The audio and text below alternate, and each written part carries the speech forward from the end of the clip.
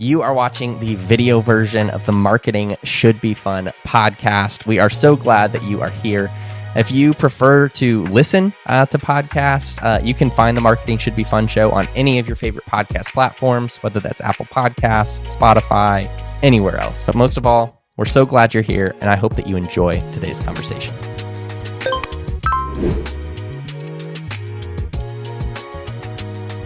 Well, welcome back to another episode of Marketing Should Be Fun. My name is Austin Savage. I'm the founder of Savage Content Collective, and I am here with another member of my team. We had Christy on recently. Today, we are here with Mitch Nelson, our podcast manager, graphic designer extraordinaire, all around the marketing world that we do here at Savage Content. Mitch, so great to have you back on the podcast. I know. I was thinking. I was saying, is this my second time, third time, fourth time? I don't think. It's third or fourth, I think. Okay. Well, yeah, it's great to be back. I'm excited. Yeah, we did like a book episode once with you and Kelsey, and that was a party. That one was a party. That was fun. But literally just this week, Mitch, I got an email from a potential client I've been going back and forth with. And she was like, I've been listening to your podcast, specifically, I think it was episode 23. And I went back and I looked, and it was our episode about how to start a podcast, which truly, we recorded that like 2.5 years ago, probably. Listen, content, there is no such thing as a shelf life for content that you're creating. No. People will consume it at any time. And that was a great example, but awesome. You were specifically mentioned in my inbox this week. So heck yeah. Okay, Mitch, I don't know if this is this or that or not, but you and I were just in North Carolina last week. And here's what I want to talk to you about. And here's what I think our listeners want to listen to us talk about. Just kidding. You and I went whitewater rafting for the first time. We were in North Carolina for your brother's wedding, my one of my best friend's weddings. And we went whitewater rafting for the first time. And I just have felt my body in a whole different way. I was going to say, I have a large bruise on my leg right here from, I think, my brother hitting me with his oar. So yeah, I am right there with you. I feel elderly in many ways. Oh my gosh. Yeah. It was like almost that both like a wake up call for me of like, I need to exercise more.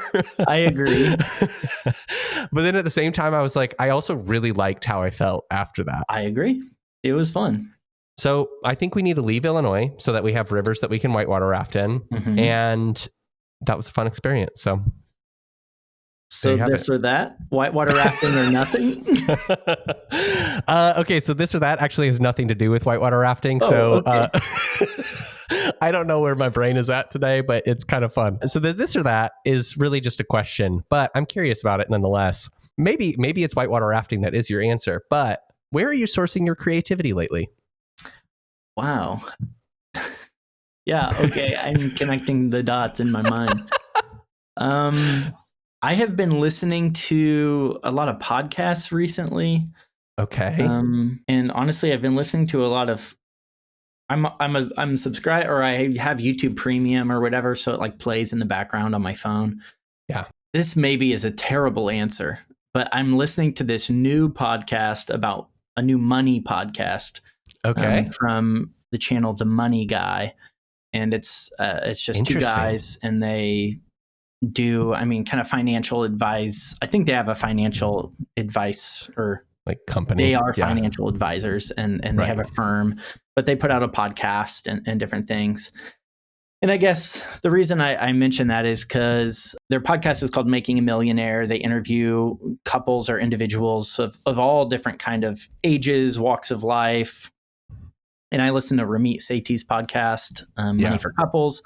Similar concept, just people from all over the place. And I think why that's maybe it's not fueling my creativity, but I think it's just hearing different perspectives, whether it be something on money or really any topic from different people. It's really interesting to me how consistent so many like problems or like through lines are. And I guess it's maybe challenging and maybe encouraging of like, we're not that unique. Be it money or be it, I don't know, lawn care or coffee roasting or whatever else you might engage with online. there's really like nothing is new.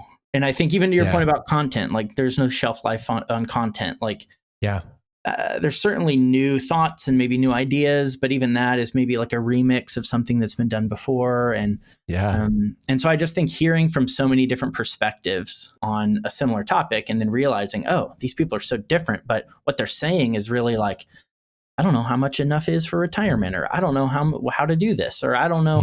You're like, oh, we're all kind of asking the same questions, even though our experiences are maybe very different. And I just think hearing from different people kind of is encouraging and challenging in any work that I do, to be like, okay, maybe I'm writing something or making something or working with a team, and you're like, we're all different. Maybe we all have similar perspectives, maybe different, but like, I think there are a few core kind of problems that maybe can be addressed in the content that we're putting together.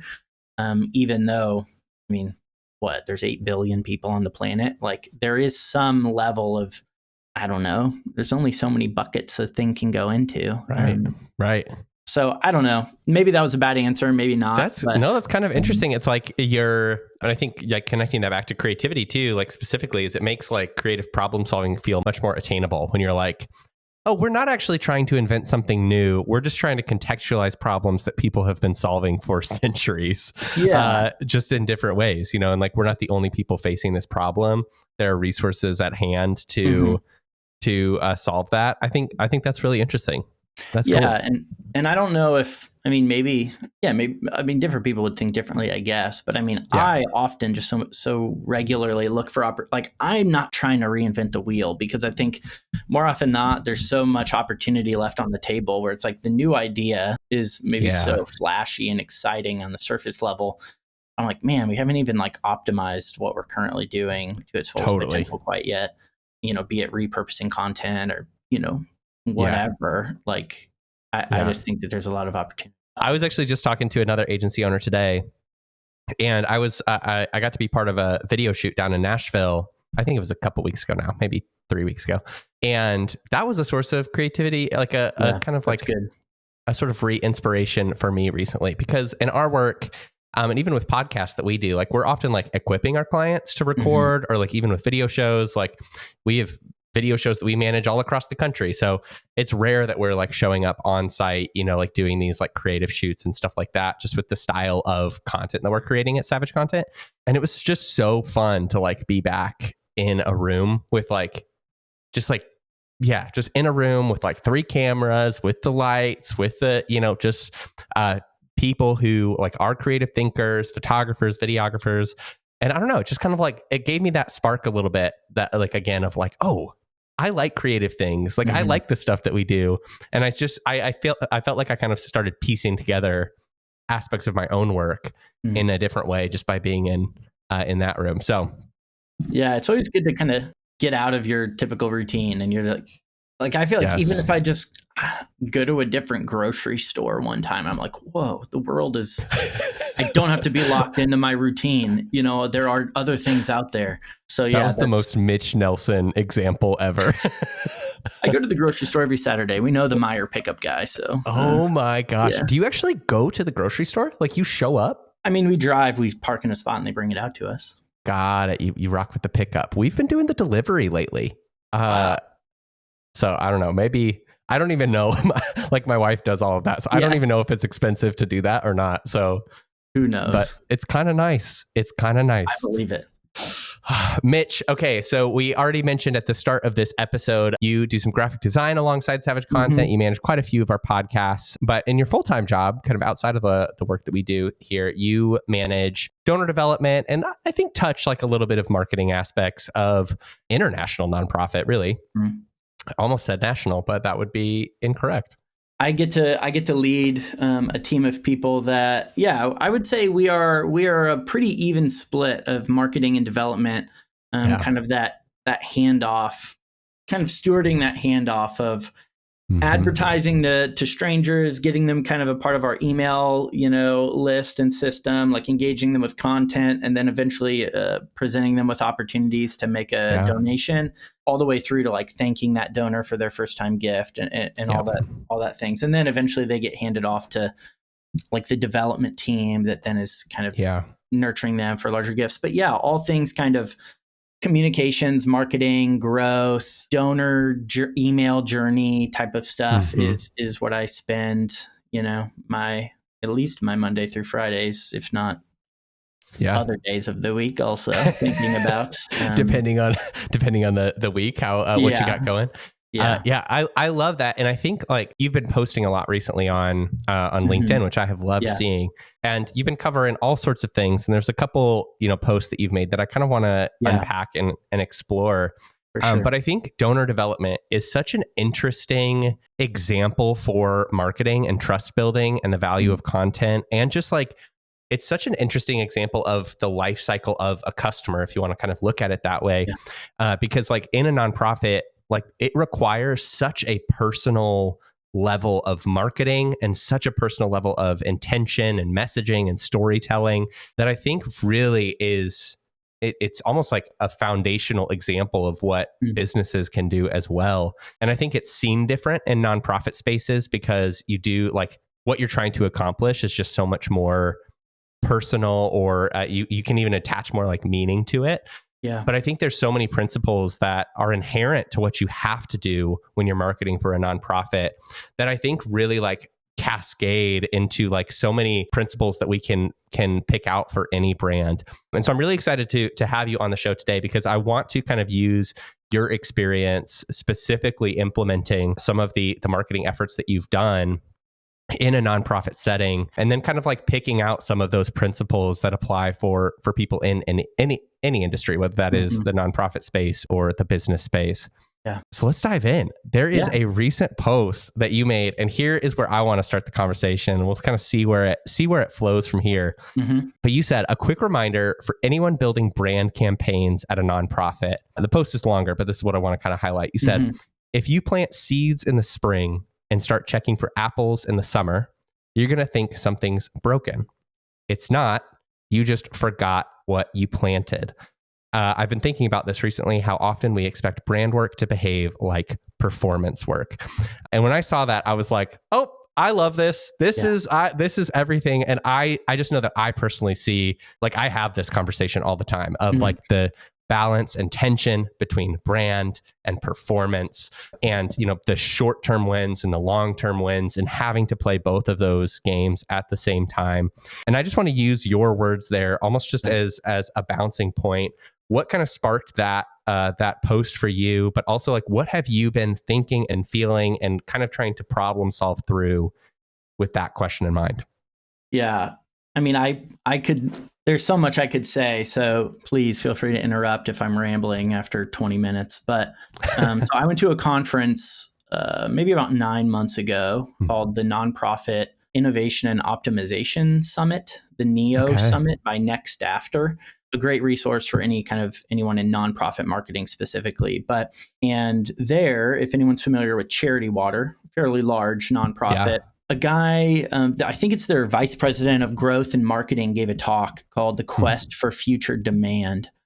And in that talk, he really talks about this idea of how in nonprofit space specifically, but oftentimes in business, it's so easy to get caught up with the kind of the short-term win of conversion in the nonprofit space, maybe that being like capturing donations today.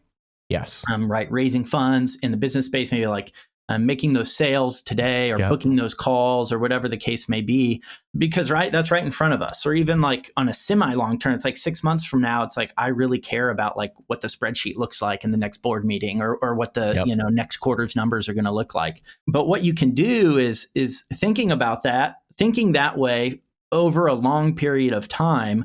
What you miss out on is kind of the opportunity to expand your reach and audience, which is if you never focus on brand. And so I think I've just been, ever since I heard him kind of share about that, I mean, I've really gone down kind of the rabbit trail of reading different books and white papers and watching videos and taking courses as it relates to like advertising effectiveness and what it means to use brand and performance marketing to kind of work better together, and kind of how they can kind of multiply together to be more effective. And so I just think that really, like, I mean, to use that analogy of like, planting seeds, like if you plant a tree and you expect to see the fruit of it in the short term, but you don't, you will be confused. If you plant a tree and you're like, great, I can't wait to have apples next month. You're like, well, guys, we planted an apple tree. This is going to be like next year in 2, like this is going to be a while. Yeah. And I think so often what we can do is, again, in the nonprofit space, maybe it's like you do a fundraising campaign, but it's like it includes a lot of story or video testimony of like the impact of your work. Like, man, like, why aren't we seeing donations come in? It's like, well, you didn't. This is for something else. The intention here is not short-term results, but long-term kind of creation of future demand. And so in the business space, it's like you invest in content, you start a podcast, you work on writing a book, you put together a course, you do whatever these things, and you're like, man, I can't wait to see those sales come in. And it's like, well, they're not disconnected, but like your expectation needs to be right sized where, the article you post today isn't going to get, a 10% increase in your sales next quarter. Very rarely. But what it will do is like, right. It creates awareness, it expands your audience and reach, and it creates in the future demand for the product or service that you have to offer. Yes. It creates future customers that then would be captured by those short-term kind of performance-based campaigns that you could run. And so they work together. It's not an either or, they have to go together. So really, I think, frankly, it's more of like an expectation, like kind of getting that correct.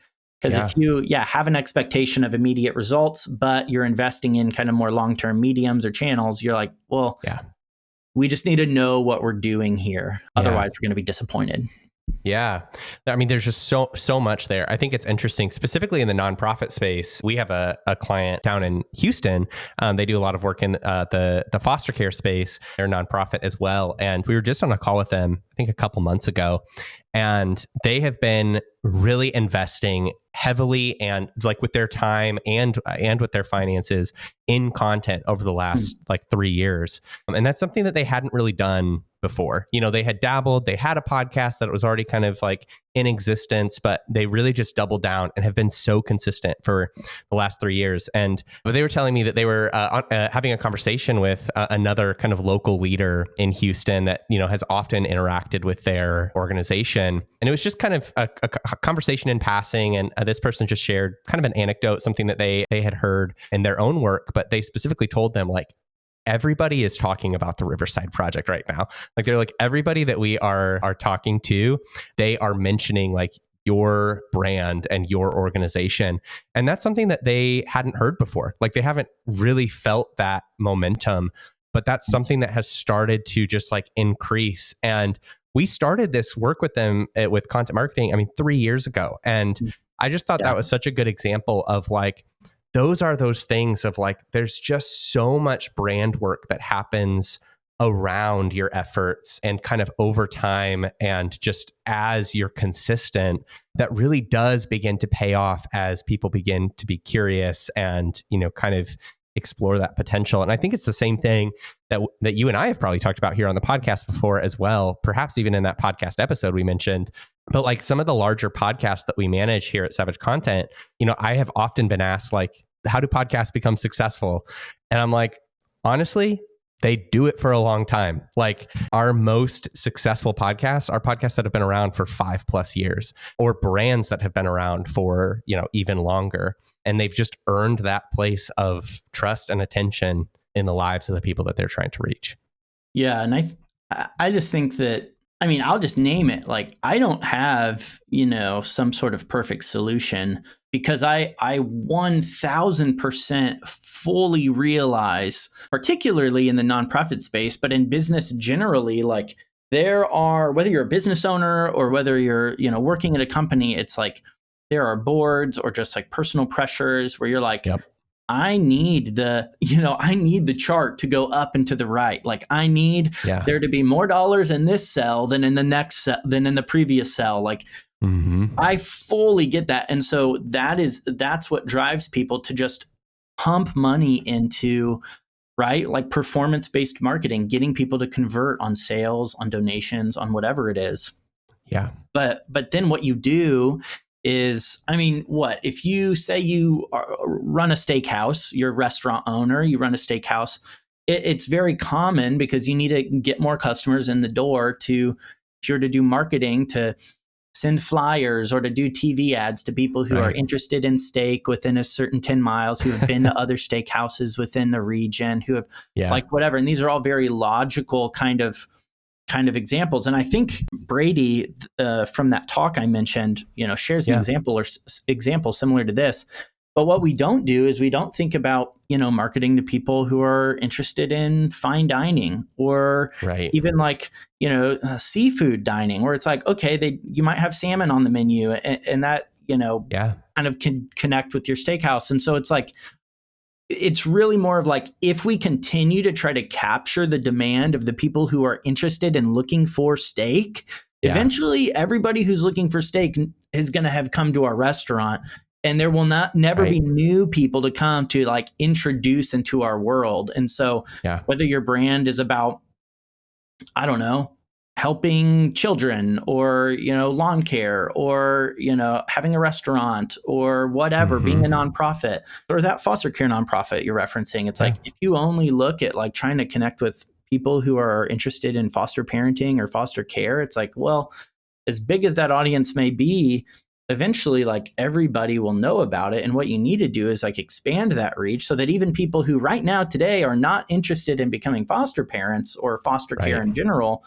like you create the demand in the future by doing brand marketing today. And so it's great. I love this conversation. And I mean, just again, I will pull it up here. It is called The Quest for Future Demand with Brady Josephson. It's from Neo Summit 2024. And I would highly recommend anybody listen to it. I can share a link and we'll list it in the show notes. Yeah, we should definitely do that. I love putting it that way. We just titled the episode that I recently recorded with Christy, the balance of creating demand and capturing demand. Yeah. And I think putting it that way makes kind of the importance of holding both of those things very, very clear. Because like when you kind of look at it that way of less just like long-term versus short-term wins and that kind of stuff, it's like you can't capture demand if there is none left. Like you can't keep capturing.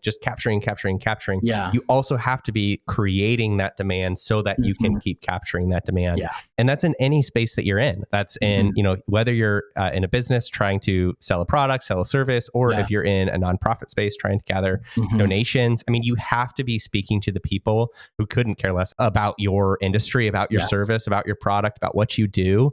And you need to be talking to them. And you also need to be talking to the people who do really care and do want to make a difference and are ready to take action, just need to be told how. And by playing both of those games, if you will, we're able to create that long-term health of our marketing, but also kind of secure that long-term health of our organization. For you, Mitch, like especially working with, a fairly large team, not huge, but it's never going to be perfect, trying to bring people along and finding a maybe a tension or a balance in the difference of performance and the difference of brand marketing. But how have you seen success in maybe bringing other people into the fold or helping kind of other people understand, why both of those aspects of marketing are important? I think that's something that a lot of marketers understand or have challenges with. Yeah. Yeah, I mean, in my context, like working in an organization, like a corporate kind of setting, I have found a lot of success in, as I mentioned, like kind of going down this rabbit hole, like reading and learning and becoming informed and educated myself, so that I can make like a well-informed, educated, like data-driven kind of case for the fact that like, you can talk to other people, peers, leaders, and be like, I know that you need to see this chart go up now, but what I'm telling you is that like, X% is going to decrease if we continue, like just being able to show, and not to like strong arm my way to get what I want, like not at all, because certainly that's not what has happened, but to be able to say like, not only here is like maybe my previous personal experience and past roles I've been in, or some successes we've seen here, like in this role, but also here's kind of what the data says. And like, here is stats or whatever to be able to say, like, we will lose, 20 to 50% revenue if we only, focus on performance over the next X years. Like, and being able to say that and be like, I just want you to consider this. Like, I think that becomes very, very beneficial. And then also, I think what a big thing I've learned is just, and I think this applies both to like the marketing of our businesses as well as the people we work with, is that like trust is incredibly valuable. And that takes a lot of time. And so I think trust with the people you work with, to be able to say, hey, like, I need you to trust me. Here's the data, here's the information, but I also want you to know, like, we know what we're doing, and I need you to trust me here. But then also like realizing that trust also needs to be built with the customer to say, okay, like, that's great. They could be a podcast listener for 9 months before they ever download a free resource and get on your email list. And then they could hang out there for years, before they ever click, oh yeah, I'll buy that course. Because until they have the felt need themselves, like, they're not going to, respond to the solution you have to offer. And so I just think that like having the right information, just like making sure that like we're well educated and informed is great. But then I think maybe even more importantly, recognizing how big of a role trust plays both in like internal corporate dynamics and like, the marketing to the consumer of like, they need to trust us that we have the solution that they're looking for. Otherwise, I mean, why they would not engage with what we have to offer if they don't trust us. Yeah. I mean, it's so true. And like I feel like just in so many conversations here on the podcast, but just in general, I mean, we always come back to that place of trust for a reason. Is like, that's the foundation of content marketing. And that's literally why we create content in the first place. And I think it's easy to be like, well, no, I create content because I want to sell my product, or I create content because I want donations. And it's like, yes, of course we want those things, but there's steps in between. There is that journey that we want to lead people through, of that classic awareness to consideration to decision, and then back to the start. And that's something we always want to be leading people through, and we need to talk to people who are at each stage of those journeys. So I love that you brought up trust as a whole, because I think that's something, especially in our conversations with potential clients as well. I mean, that's been something that I've been just trying to be like really clear about recently in conversations of like, what kind of return can we expect, by launching a podcast? And I'm like, short term, who knows, we're going to figure it out and we're going to adjust and adapt. And, we could be surprised. Long term, you're going to build a lot of trust. You're going to create a ton of relationships with people in your industry. And you're going to solidify, your place as an expert in the minds of those that you're trying to connect with. And I think if we want to invest in our marketing, if we want to invest in our content, we really have to be bought in to that idea of playing that long-term game of trust.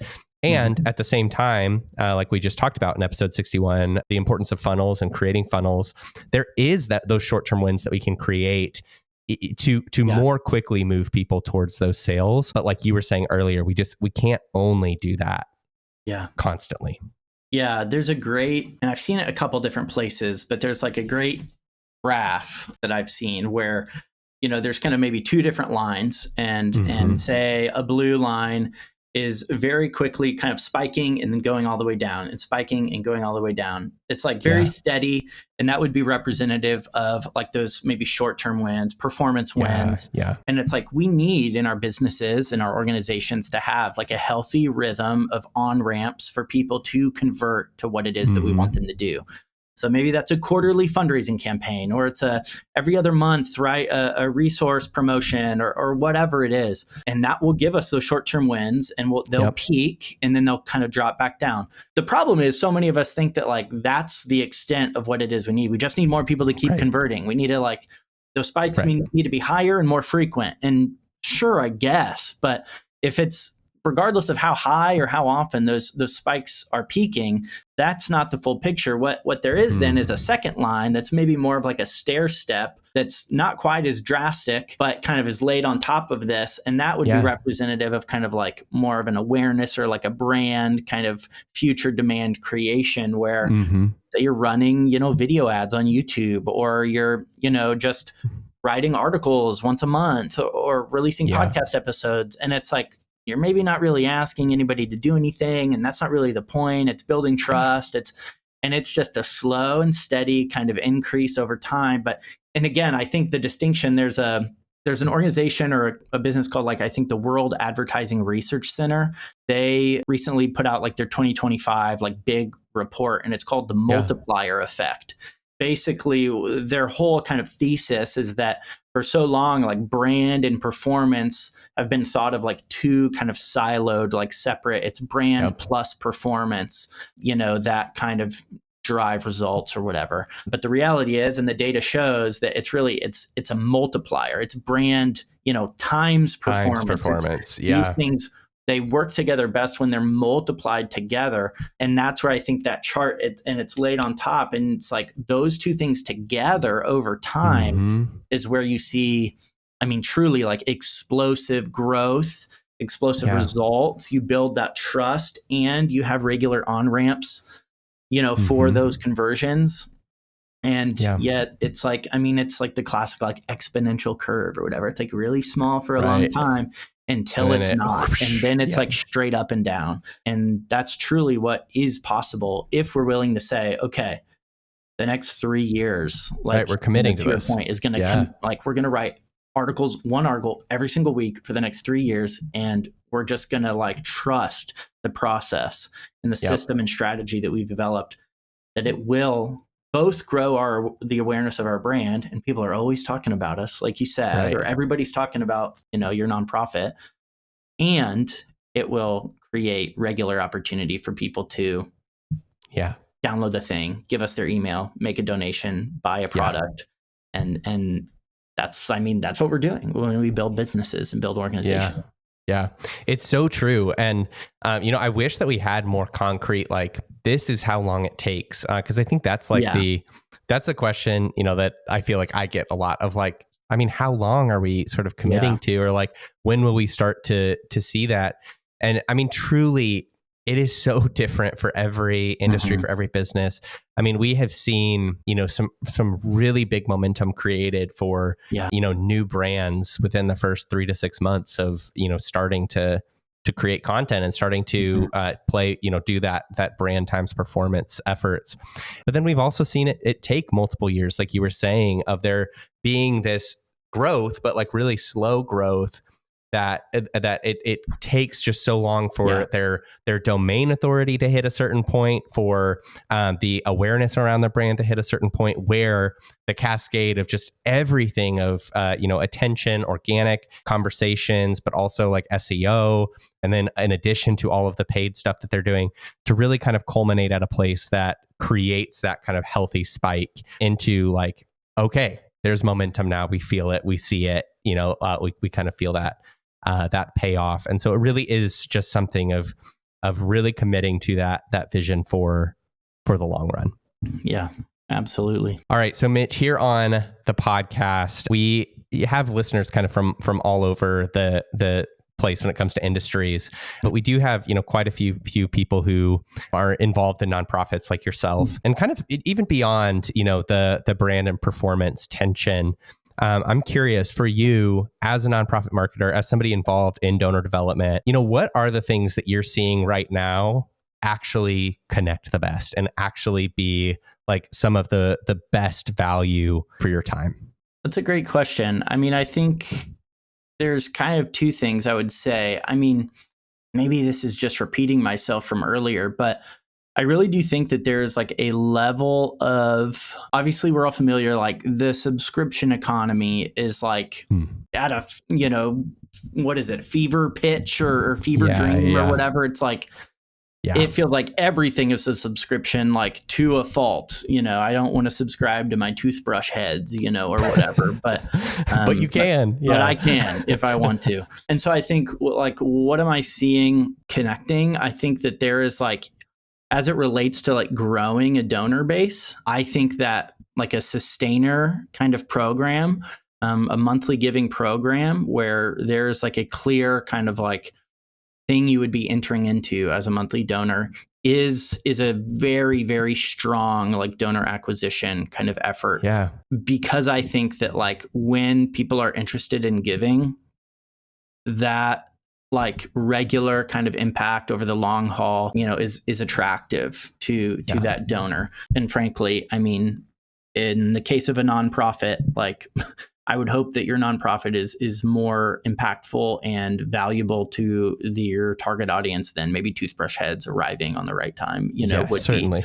be, be it environmentalism or, faith-based effort or a political effort, like people would be more strongly tied to those things. So I would say like what is working, like I think that is kind of something that is really at a peak. Like, I mean, to mention Charity Water again, like I feel like have really kind of paved the way in many ways on like having a really strongly branded, kind of strong monthly giving program called, I believe The Spring, which is really good. I mean, I think like monthly giving is really strong, but then I think it is really like realizing that in the nonprofit space, there is not the benefit of like that immediate, like we don't have the luxury of falling back on the reality that like somebody is exchanging their money for something that they want, a material item. Right. And so like monthly giving is a great one. But then I think realizing what we've been talking about, that like we need to create the demand, and that will require financial investment that is probably uncomfortable, because you will see a big minus on a sheet of like, we spent X $1,000 on this brand campaign and the ROI is essentially zero now. But we will see in X time, the results pay off because it will create more potential donors for us. And so I think that like, if I mean, this is what I'm focusing on. It's monthly giving and it's brand marketing, because we already have the performance nailed down. We have direct mail, we have we're optimizing donation pages, all this stuff. But what we're not doing is really tripling down on a monthly giving program and on brand marketing. And so I think that's where I'm spending my time. That's where I would encourage other people to look into if they're in the nonprofit marketing space, because I think it will drive long-term results. That's super interesting. I honestly haven't heard a lot about the like monthly giving like programs through nonprofits. Of course we're pushing monthly giving a lot, even for our nonprofit clients, but that's not like language that I've heard very often in connection to that space. Yeah, I'll throw out one more recommendation, and the show notes will be very long in length. But this is a book here that I have on camera. It's called The Rise of Sustainable Giving. It's by a guy named Dave Raley. I would say he is a has decades of experience in kind of the nonprofit space, in an agency, and he has really kind of become like a thought leader in the realm of sustainer giving, why it's important, how to do it, and why it's more than just maybe a monthly checkbox on your donation form. But the value exchange is there's a lot more value there than checking a box and just accidentally giving $10 a month, but being intentional about creating a program that people want to join. I love it. That's interesting. Yeah, we'll add that title to the show notes as well. Sure. Okay. Mitch, I have one last question for you. This is one that I am personally curious about. I'm curious about all of it, but you know what I mean. I remember when you started this position specifically, you really felt kind of like, okay, I have a learning gap of like, you've been in marketing roles for your entire career, but you were like, I feel like I've experienced kind of like this level of like my foundation is here, but I really want to perform here. Yeah. I want to like understand here. And I know you've put a lot of energy into learning, into, reading resources, reading books, going to conferences, like you were saying, and really trying to build yourself up as a marketer and as a understander, I think, of human behavior. I'm curious for you, how much more confident do you feel feel today? Like, do you feel like you've kind of gotten to a place where you're like, okay, I actually am where I'm at? Or do you feel like you've just kind of like raised your ceiling with it and you're like, okay, now I just want to keep going. And of course we all want to see self-improvement, but what has that journey of growth looked like for you? Yeah, no, I really appreciate you asking, because I mean, I love learning. Like, I mean, just as generally speaking, like I think, particularly in college, like I loved, like I enjoyed school and just like learning and like the idea of like reading more and just doing that. So I absolutely, you're exactly right. I started a position at a much larger nonprofit than I was previously in, and I immediately was like, I have to step my game up. And so, I reactivated my LinkedIn account and followed people that were like, marketing VPs or CMOs at nonprofits. And I read everything they posted, and I would watch videos and go to conferences and read books and buy things and like do that. And so absolutely. I mean, I feel like, I know you know this, like the more you learn, the more you realize you don't know. And so I feel very much like, I know a lot more. And I know a lot more that I know that there's a lot more that I don't know, And so it's I equally feel way more equipped and more of an expert and more like educated and informed than I did 2 years ago. Yet I also am like, oh my goodness, like I've barely scratched the surface. But I do. I mean, I feel more confident, and I would say like I've been privileged to, like, my company has invested in professional development for me, and I've been incredibly thankful for those opportunities.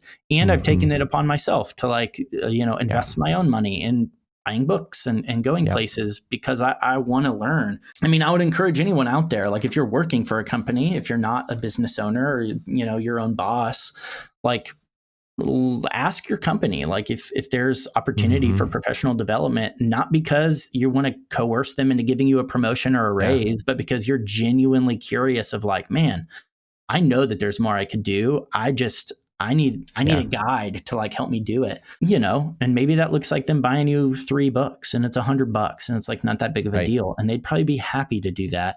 Or maybe it looks like going to a conference and it's a couple $1,000 and that's a bigger investment, but like they're still happy to do it. So I would ask because I feel more confident, and yet I feel like there's still so much to learn, which is, exciting to me, but thankful for all that I've learned and looking forward to, I guess, just keep on learning.